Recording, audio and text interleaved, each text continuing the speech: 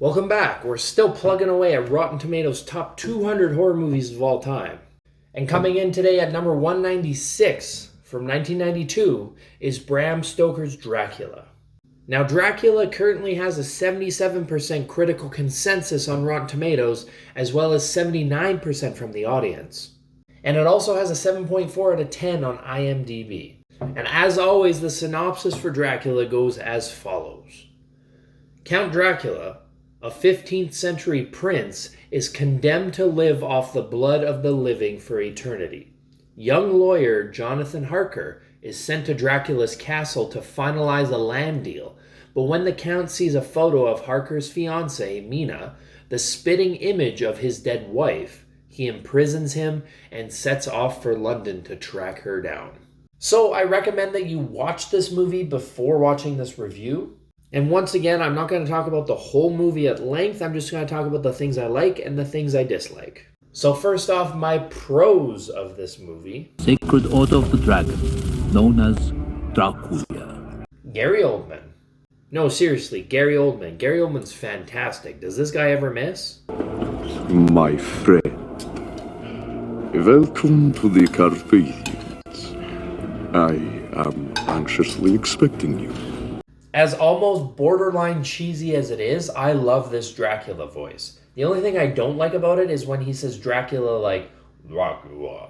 Forgive my curiosity, but why 10 houses in such precise locations around London?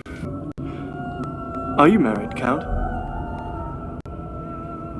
I love this scene because the shadow at first doesn't quite match up with Gary Oldman. But as the scene goes on, the shadow gets more and more separated from the body until it's straight up trying to choke Jonathan. Very nice. And overall, this movie is very nice to look at. I mean, there's a reason that it won a few Oscars for like best makeup and best costume and best set design. And now onto my qualms with this movie. Fact happened to Mr. Renfield in Transylvania. Yes, sir. I will give it my full attention. Now, I don't dislike Keanu Reeves, but what is he doing in this movie? Why is he literally a piece of wood?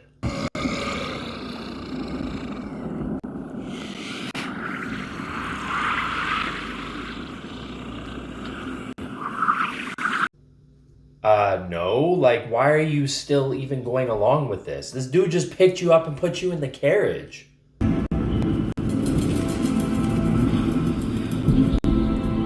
That, I don't know if it's a robe or whatever you call it, but that's ridiculous. That is a trip hazard. Yes. It is no laughing matter. Okay, you need to leave now. Like, Dracula pulls out a sword and comes at you and you're gonna stay to make this land deal? So I know I talked about the shadow scene in my pros and how much I liked it, and I still do, but we've established that the shadow can physically affect things like when it tips over the inkwell earlier in the scene.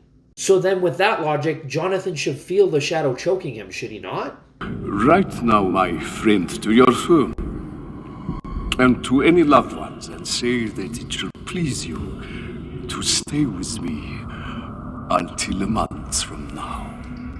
There is nobody on the planet that is okay staying for a month to make a land deal. There's no.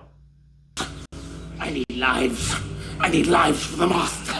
Master, what Master? The Master will come, and he has promised to make me immortal. How? I almost put this in the like side because every line of dialogue gets a little more sillier the way they say it.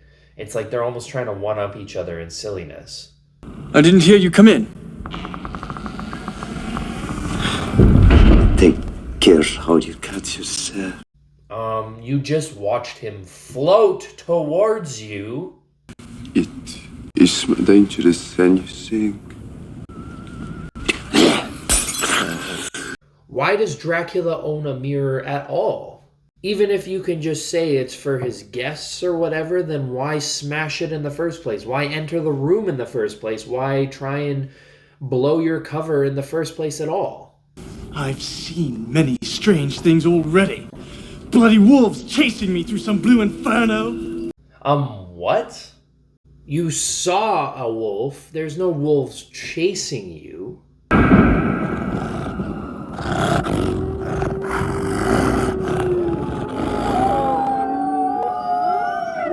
And the Blue Inferno, like, they didn't chase you through the Blue Inferno. You took the carriage and you went through kind of, I guess, some blue fire.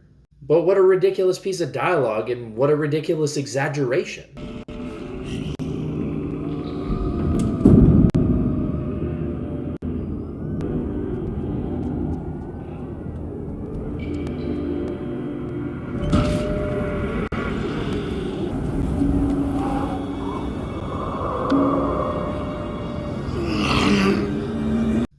Mr. Jonathan Harker, do you see this?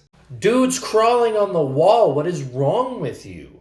Now, I know later he says he's a prisoner, but like, come on, of everything that has happened so far, you should be long gone. You shouldn't even gotten this far in the castle. You should have left immediately at the carriage. Like, when you got picked up by the carriage, you should have left immediately at that point.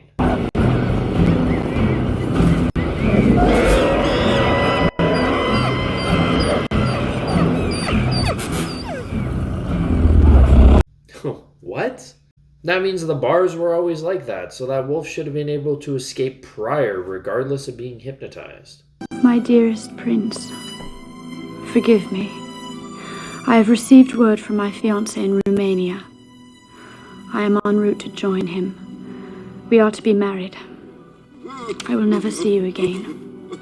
Alright, you can't see him anymore, but why did you see him in the first place? I know he's all enchanting and charming, and that's part of vampire lore and charm and whatever, but why does hearing that your fiancé is still alive or okay or whatever it is make you immediately change your mind? Either you're under his charm or you're not. Oh, God is upon us! We are strong in the Lord and the power of his might! We are strong in the Lord and the power of his might! I hate that this scene is blatantly in reverse.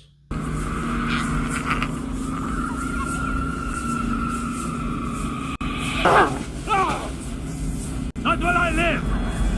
I'm sworn to protect you! Yeah, good job, Anthony Hopkins. You're sure protecting her with your mouth. Everything in this movie has looked great, and then at the end of the movie you hit me with that? Come on.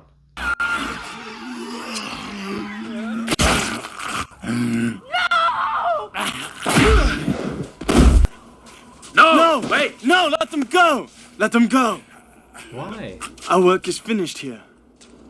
Hers has just begun. Why? Why do we need to let them go? What do they need to do? Are you giving, like, Dracula... Do you feel sorry for Dracula? Are you trying to let him, like, tie up loose ends with his lost love? If so, does that mean Mina's actually his lost love, or does he just have her convinced that she is? But still, regardless, why do they need to go? Why do we let them go? Kill him.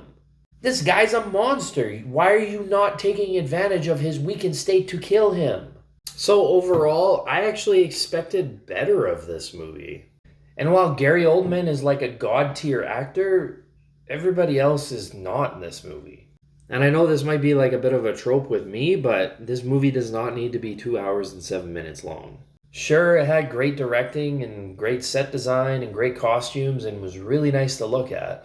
But that doesn't really make the movie great to me. I mean, it definitely adds to it and helps it, but I'm not gonna lie, I'm a little disappointed with this one. So overall, I'm gonna put Dracula on my okay tier in my list. Now, do you agree? Do you disagree? Did I miss anything? Let me know down below. And as always, this is just my opinion, so thanks for watching.